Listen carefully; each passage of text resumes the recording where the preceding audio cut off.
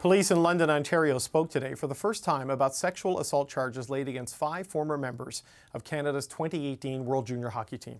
Police also apologized to the woman who first raised those allegations nearly 6 years ago. I want to extend, on behalf of the London Police Service, my sincerest apology to the victim, to her family, for the amount of time that it has taken to reach this point. The original investigation in this case ended without charges in 2019, but it was reopened in 2022. And these are the players now charged. Dylan Dubé of the Calgary Flames, Cal Foote and Michael McLeod, both of the New Jersey Devils, Carter Hart of the Philadelphia Flyers, and former NHL player Alex Formenton. Their lawyers attended a brief court hearing this morning, and the next court date is April 30th. Watching this, of course, is Carla Qualtrough, the Minister of Sport and Physical Activity, and she joins me now. Minister, thanks for coming in today. Thank you for having me. Look, these men are innocent until proven guilty. We're not going to talk about the specifics of the case because we haven't seen the evidence, and we're going to let that play out. But I wonder, what do you make of what we saw from the Chief of Police in London today, the apology to the woman at the heart of this 6 years later? Well, first of all, I want to also acknowledge the courage and strength of the victim in this case for persevering despite a whole bunch of systems seemingly working against her. And I think you heard from the Chief of Police an acknowledgement of how hard it must have been for her over these past years without any kind of resolution to this. And there hasn't been resolution, but at least we've moved forward with the process. And I think that's what we heard in this apology. There were a lot of questions today about why this investigation has led to a different outcome than the last one. And I appreciate where this is a criminal case going to court, there's limits in the specific answers they can give. But at some point, doesn't the public owe a clear, isn't the public owed, and certainly the victim owed, a clear explanation as to why? Well, and I expect that we should get that, absolutely, once this process plays through. And I read into what the Chief of Police said, that he recognized that that information is owed to Canadians and to the victim in particular, but that it couldn't be given right now, but it would be given at a future, and I'm going to keep my eye on that one for sure. What do you think that does to public confidence, though? You know, it's always tough in these cases for women in particular to come forward. What does this process do to that? Well, on the one hand, we can say that it really sends an ongoing strong message that the system wasn't built with victims' needs in mind. But on the other hand, it does send a message that eventually we'll get there, and we need to get there a lot quicker in the future. What we were told by the police is that the victim provided a statement to the police within days of the incident at the center of this, and has fully participated in the investigation since then, and yet this is the process. We're just getting to the charges now, despite these are often the obstacles people point to in sex crimes, right? The lack of early timely reporting and cooperation. Well, and is this a failure for the woman? The system definitely let her down, for sure. A whole bunch of systems let her down, which is, why we are dealing in Canada with a reckoning, with a crisis within our sports system when it comes to safe sport. Absolutely. This happened at the World Juniors, or allegedly. The allegations is that this was around members of the World Junior team. But the NHL did an investigation because 4 of the 5 play in the NHL, and those details were never released. And Commissioner Gary Bettman hasn't committed to releasing any of the details even after the police investigation closes. What do you think of the NHL's response here and hockey in general?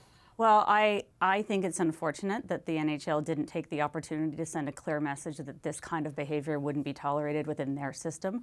I completely understand that they don't want to interfere in any way with an ongoing investigation, but missed opportunity for sure. A little disappointment on my part that they didn't say this kind of behavior is unacceptable, that we do have some hard work to do in hockey in Canada, but of course throughout all these hockey systems to make it more safe and fair and inclusive and welcoming.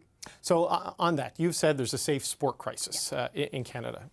Bettman said it's inaccurate and unfair to say there are systemic culture issues in hockey. He said 99.9% of players conduct themselves appropriately.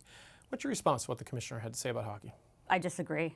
I think that, we have seen time and time again come to light through 2 parliamentary committees, through victims coming forward, survivors' testimony, advocacy groups. There's clearly a culture of toxic masculinity, misogyny, racism. There's bad things happening in hockey in this country and elsewhere, I suspect, but let's focus on Canada, which doesn't mean that there aren't great things also happening in sport in this country every day.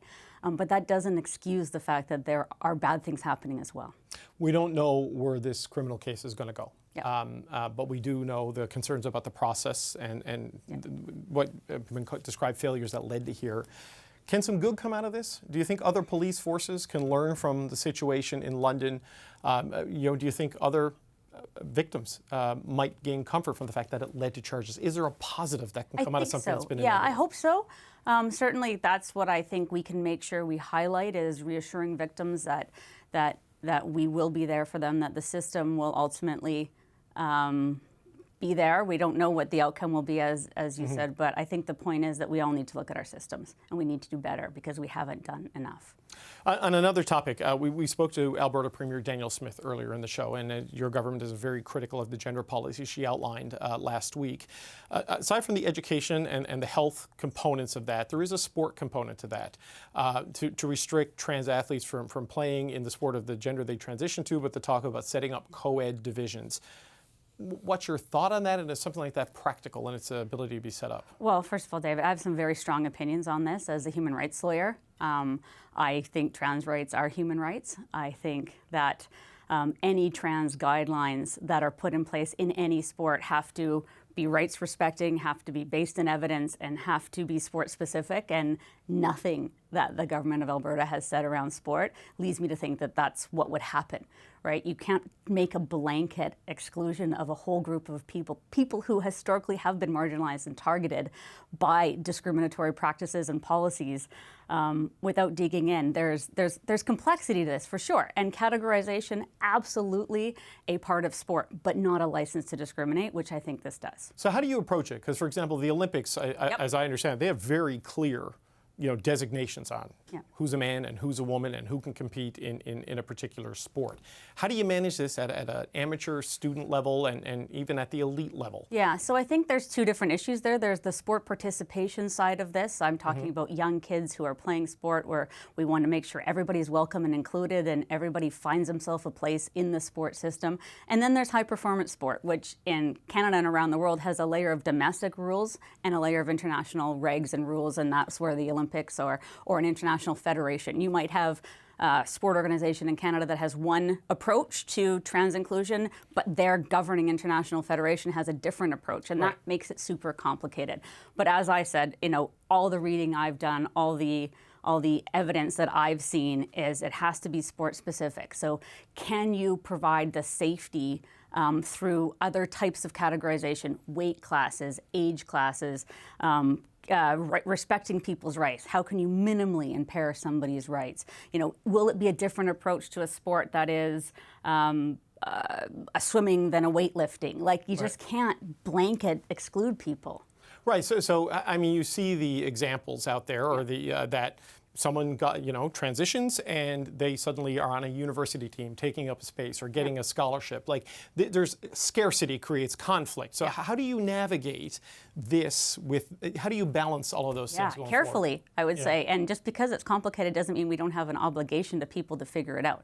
I mean, our government put into the Human Rights Code that you can't discriminate against somebody based on gender identity or gender expression. So let's start there. Let's start with the fact that people have a right to be included and figure out how we do that with respect to the integrity of the game and integrity of the categorization. I think it can be done. I don't think we've figured it all out yet, but I think it can be done. How quickly? I mean, it feels like it needs to be figured out in some way, because it's increasingly becoming. People either say this is about protecting cisgendered people, or it's about protecting parents' rights, or others say it's about protecting a minority right. Yeah. So how quickly does a country like Canada need to figure this out in terms of a there consensus? is some guidance through the Canadian Centre for Ethics in Sport that says, again, for someone who's trans, if they've transitioned and have been transitioned for a certain amount of time, then they should be able to participate when their testosterone is below a certain level. It's all very technical. Different countries have different levels of testosterone that you have to be under. There's no standard approach to this. I think one of the reasons that I want to strike an international work group on integrity in sport is to have these conversations with countries around the world. But I cannot accept that the starting position is exclusion or discrimination. I just can't accept that. Yeah, that level of regulation, though, that you outlined. Yeah. You can't do that in high school. You can't do that in K-12, right? So how do you as a country balance it there?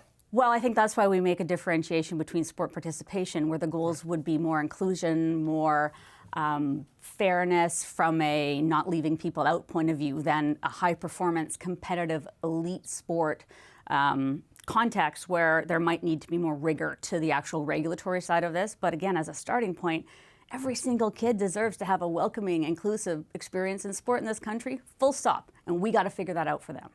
Carla Qualtrough, Minister of Sport, thank you so much for your time. Thank you.